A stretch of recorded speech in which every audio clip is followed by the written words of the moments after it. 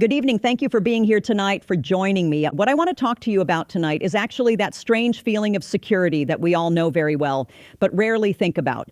You know, you wake up in the morning, press the button on the coffee machine, and you know that machine will work. Even if it's minus 20 degrees outside, you assume your hand will burn when you touch the radiator. This is a silent agreement modern life has made with us. States, governments, empires, they're all built on this simple agreement. Pay me taxes, obey me, and I'll keep your lights on. But when that agreement breaks down, that's when history changes. I'm not just talking about a power outage. I'm talking about that sense of security, that myth of invulnerability, evaporating in an instant. That's exactly what's happening in Russia right now. And to understand it, headlines aren't enough. We need to go there, to that moment. I want you to picture this in your mind. This is the Moscow region. We're not in the city center. We're a little outside. We're in a place called Chhatura.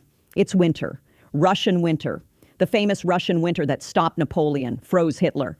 It's early morning. People are in their beds thinking they're safe under those thick quilts. They're only 120 kilometers from the Kremlin, so they are only an hour's drive from the heart of the empire, that great center of power. They think they are protected by the world's largest nuclear power, the most feared air defense systems. And then they hear a sound. It's not the roar of a fighter jet. It's not the whistle of a missile. It's more like the irritating, approaching buzz of a motorcycle engine. And immediately after that, not silence, but chaos. According to witnesses, people looking out of a hotel window in Chhatura see Russian soldiers trying to shoot at those buzzing things in the air with their rifles. Can you imagine? A power that claims to be the world's second largest army is trying to hunt down drones like flies, right next to its capital, in front of hotel windows. And they couldn't. That morning, Muscovites woke up to the smell of smoke. But it wasn't just the smell of smoke. What was burning was the Chhatura Thermal Power Plant, one of Moscow's most critical energy centers. And more importantly, what was burning in those flames was Vladimir Putin's "you can't touch me" image. This incident really amazes me because there is incredible irony involved. Look, Donald Trump has been saying the same thing for months on the international stage whenever a microphone is put in front of him. You remember he constantly says in his own unique style, "They told me I had no cards. Remember, I inherited this war. If it were up to me, this war would never have happened." Looking from thousands of miles away from Washington or his mansion in Florida, Trump may think Vladimir Putin's hand is very strong. He thinks Putin holds the aces and kings at the table. He pressures the Kyiv government saying, "Surrender, you have no cards." But the reality on the ground, shatters Trump's distant view, so to speak.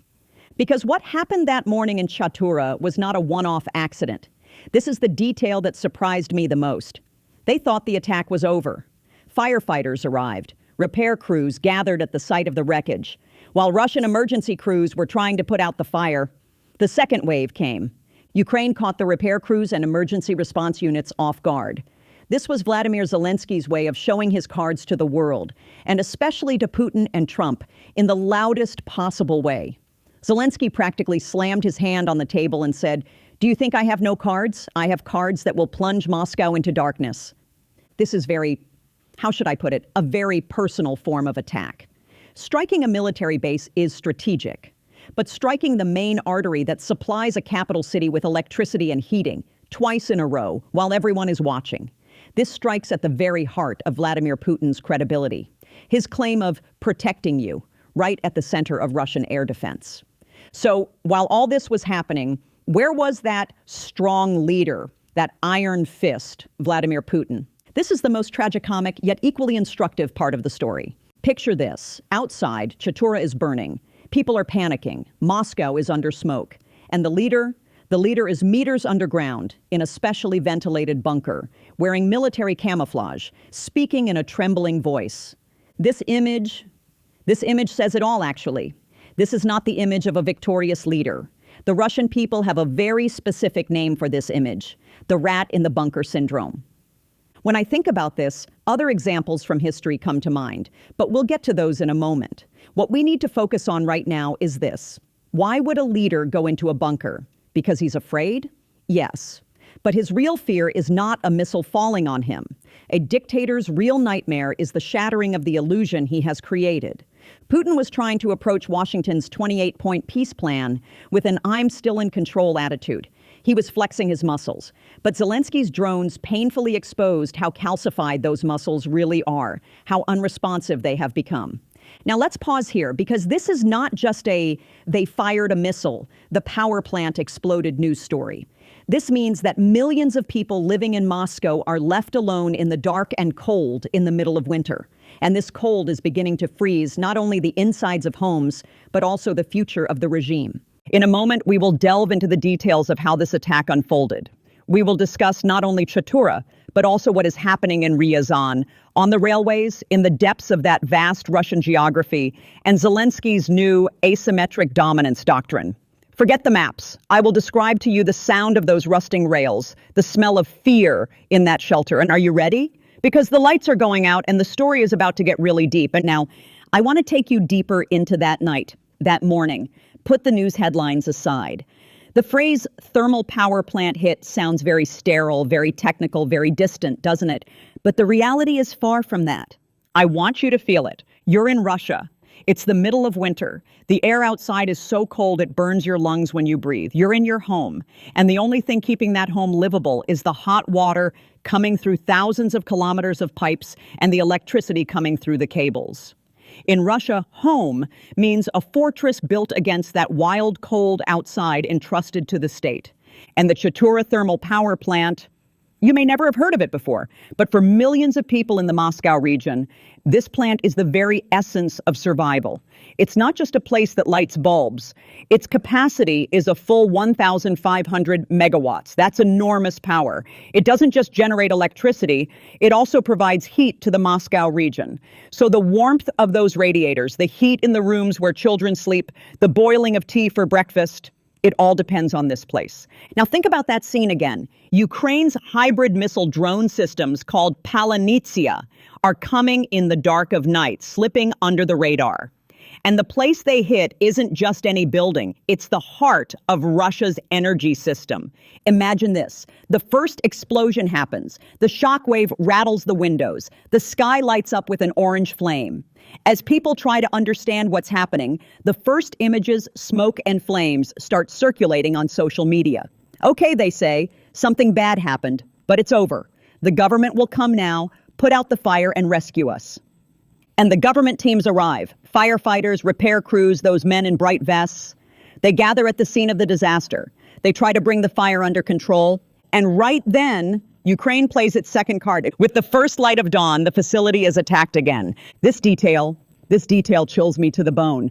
Because in military literature, this is called a double tap, double strike. But here its meaning is much deeper. Ukraine caught the Russian repair crews and emergency response units completely defenseless, unprepared. This is not just about destroying a power plant. It's a message saying, I can also shoot those who come to rescue you. It's a bullet fired at the state's protective role. When Muscovites woke up that morning and looked out their windows, they didn't just see smoke.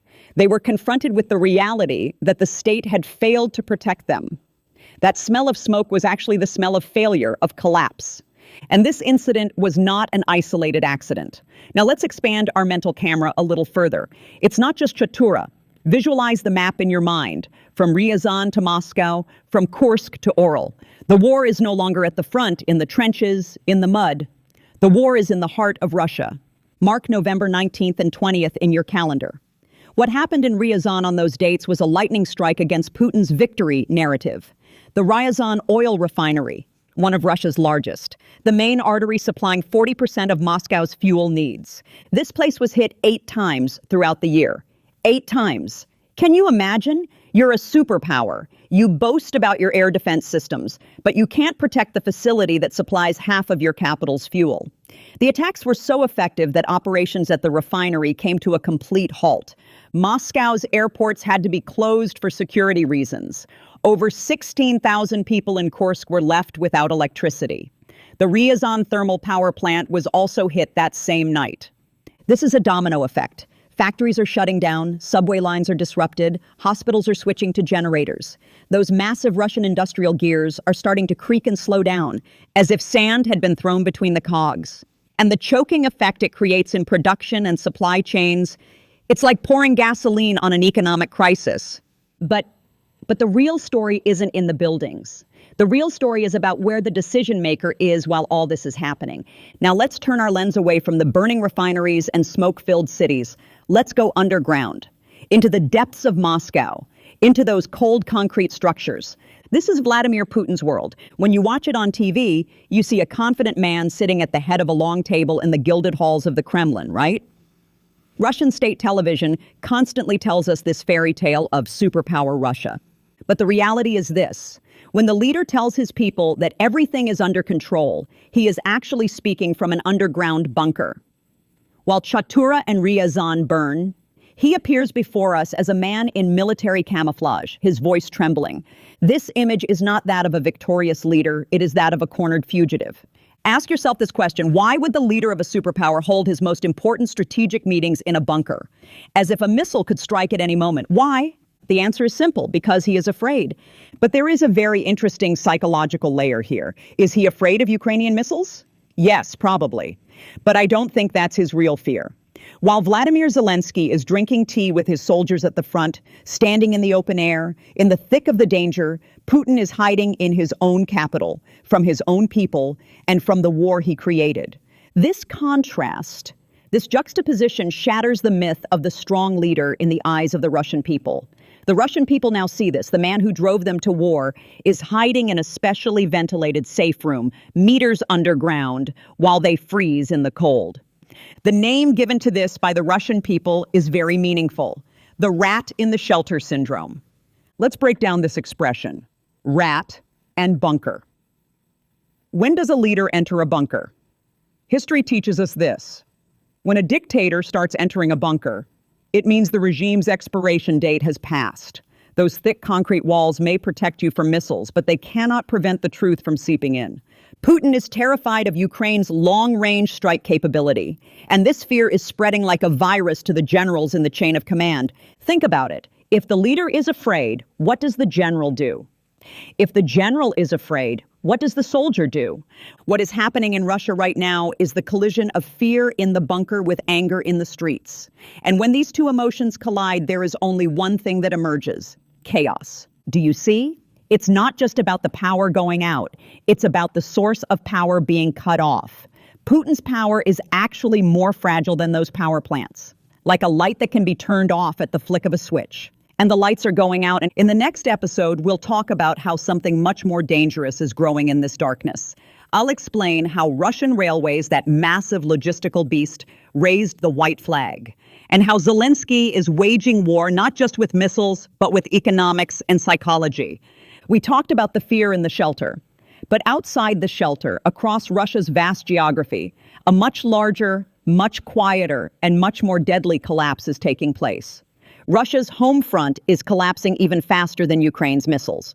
To understand this, we first need to understand what Russia is. Russia is not a road country. Russia is a railway empire. The only thing connecting those vast distances, those endless expanses stretching from Siberia to Moscow, is steel rails. Siberia's coal, the Urals tanks, ammunition going to the front, everything moves on those rails.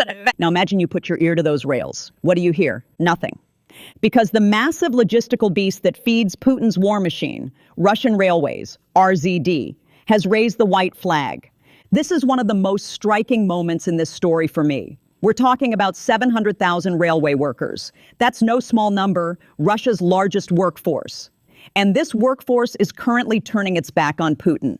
Why? Because wages aren't being paid. There are no spare parts. Working conditions are inhumane. This massive workforce is currently in a state of silent rebellion. Think about it.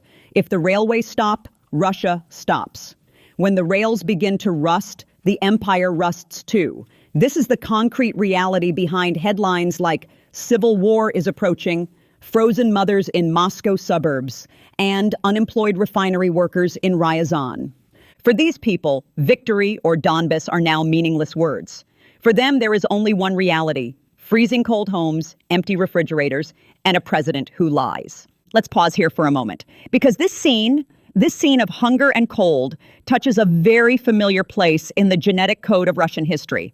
I'm no historian, but I believe history rhymes. This situation reminds me of 1917. Not the Great October Revolution, but the moment of rupture just before it. Picture St. Petersburg in 1917. Tsar Nicholas II, just like Putin today, was sitting in his palace. He thought he was waging a small and victorious war at the front. The generals around him were telling him, "Everything is fine, Your Majesty." But the streets spoke a different language. When women began shouting "bread" in the streets of St. Petersburg, the Tsar's massive army, his terrifying police force, his all-knowing intelligence agency collapsed in an instant. Do you know why? Because hunger and cold always defeat patriotic propaganda. That's exactly what's happening in Russia today. I call it the war between the TV and the fridge. The TV, Putin's propaganda machine, keeps shouting, "Great Russia! Victory is ours! The West is collapsing!" The fridge, meanwhile, stands silently. You open the door, no butter, no eggs, and most importantly, that refrigerator is empty. In this war, the refrigerator always wins. The current picture is a frightening mix of 1917 and 1991. Throughout history, the Russian people have rebelled against two things. First, being humiliated in a meaningless war, just like against the Japanese in 1905, the Germans in 1917, and Afghanistan in 1989. Second, the state's inability to meet basic needs. Today, both are present. Being humiliated by a small neighbor like Ukraine inflicts an irreparable wound on Russian national pride. The freezing of homes in the heart of Moscow is the final straw. Amid this chaos, Vladimir Zelensky and the Ukrainian general staff are implementing a doctrine that will go down in modern military history.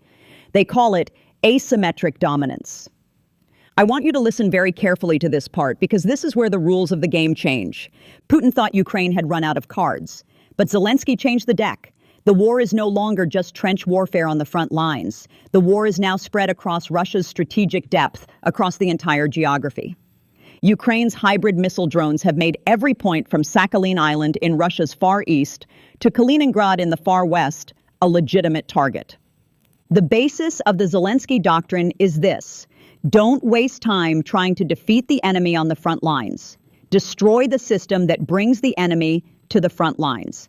It's a three-pronged strategy. 1. Energy blindness. Blind those massive radars by striking the power plants that feed the S-400 air defense systems. 2. Economic bleeding. Collapse the ruble and exports by striking the refineries. 3. Psychological pressure. Strike Moscow to shatter that myth of untouchability.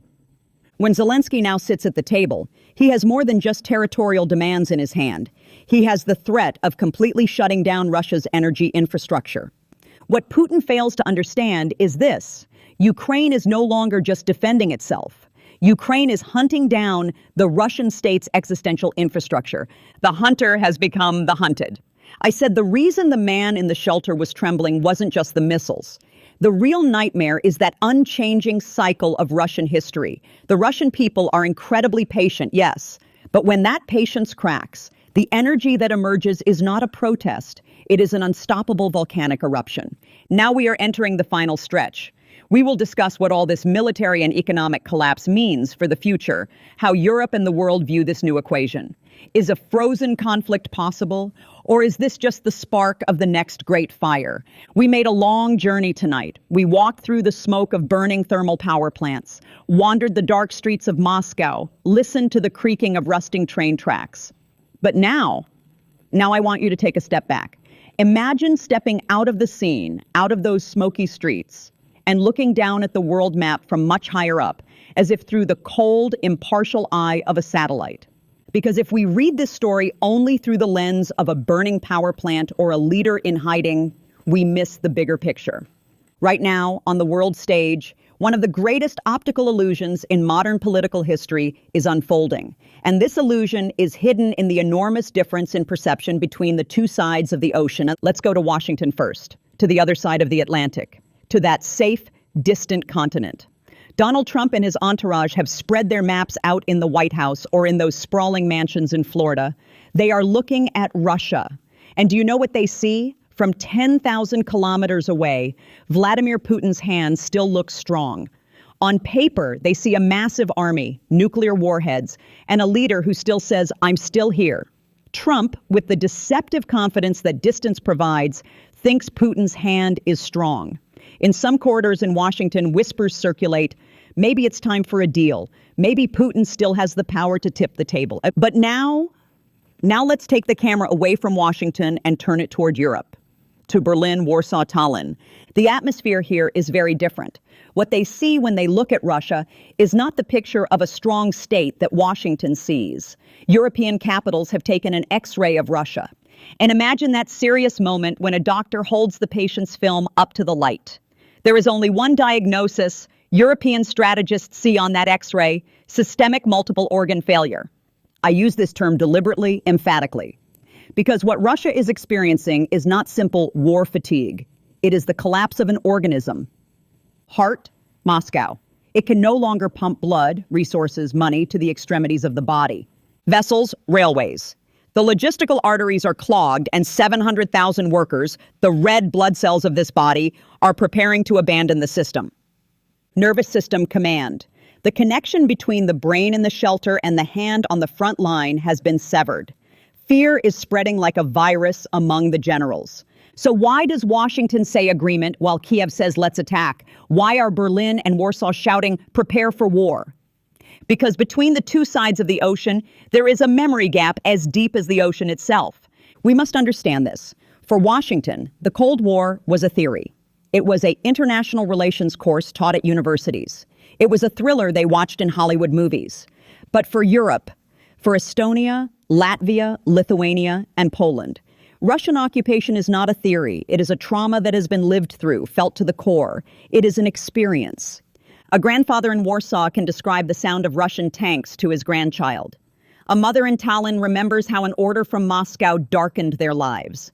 History has taught Europe one lesson, a harsh lesson. A truce with Moscow is not a declaration of peace. It never has been. A ceasefire with Moscow is merely the starting whistle for the next invasion. Is this paranoia? No. Look at Putin's chronology of power. This is not chaos. It is mathematical certainty. 2008, Georgia. The world said stop. He did not stop. 2014, Crimea. The world said sanctions. He did not care. 2022, Ukraine. European intelligence knows that the next X in this equation is 2027, and the target is the Baltics and the Suwalki corridor. That is why Putin's current proposal to freeze the existing lines is making Europe's hair stand on end. Do you think Putin is suddenly a pacifist because he is warm to Washington's peace plans? Absolutely not. Putin is currently standing on the edge of a precipice. He is trying to cling to that edge with his fingernails. The war spilling over onto Russian soil, that humiliating situation in Kursk, that cumbersome machine that cannot advance on the front. All of this is shaking the walls of the Kremlin. What Putin wants is not peace. What he wants is time. He wants this agreement not as a trophy of victory, but as a lifeline to save his regime. By holding on to the occupied territories, he hopes to quell the nationalist anger within to be able to say, see, it was worth it. But the equation is no longer that simple. Europe and Ukraine see this trap very clearly. They know that if Putin leaves the table now, he will return tomorrow with a much stronger army. Therefore, Putin's demand to freeze the lines is actually a letter written in diplomatic language saying, I admit defeat, please don't finish me off. This is a veiled surrender. And in Europe's eyes, the situation is clear. Giving land to a leader whose hand is weak, whose army is exhausted, and whose people are at breaking point is not only a moral mistake, but a strategic folly. Putin is looking for an exit door decorated as a victory. But the coalition formed in London, the determination in Kiev, and the fire in Chhatura, it will not open that door for him. Now, let's put all this geopolitical analysis, strategies, and maps aside. And let's return to where the story began, to that most fundamental unit, to the human being. Let's return to that dark apartment in Russia. It's snowing outside. It's cold inside. The radiators are ice cold. The fridge is empty. The person living in that apartment is stuck between the propaganda on the television and the reality outside their window. The television tells them, we are a superpower. The world fears us. But their window shows them the flames in Chhatura, the smoke rising from Ryazan. And the worst part is when they ask, where is the leader who protects us? The answer is silence. Because the leader, that strong man, is in his bunker, meters below the ground, alone with his fears. This moment is when an empire truly collapses. Economies collapse, they recover. Armies are defeated, then rebuilt. But when that silent agreement is broken, when the people say, I obey you, but you cannot protect me, then there is no turning back. I want to end this night with that one question echoing in the mind of that Russian citizen, a question he may not dare to say aloud, but which gnaws at his heart. As Moscow sinks into darkness, with the ghosts of 1917 on one side and 1991 on the other, the question is it worth freezing for this man in the shelter? When you flip through the pages of history, you see that the answer is always the same, from Tsar Nicholas to the Soviet Politburo. The answer is always no. Empires don't collapse with a great crash. First, there's a crack from within, then the lights go out, then the trains stop. And finally, even the shelter doors can't keep that reality out. We at PPR Global will continue to follow this greatest collapse in history, going beyond the headlines, with sources, data, and the voice of the street. Thank you for joining me tonight on this long and stormy journey. I'm Nicole. Never stop searching for the truth, even in the dark. Good night.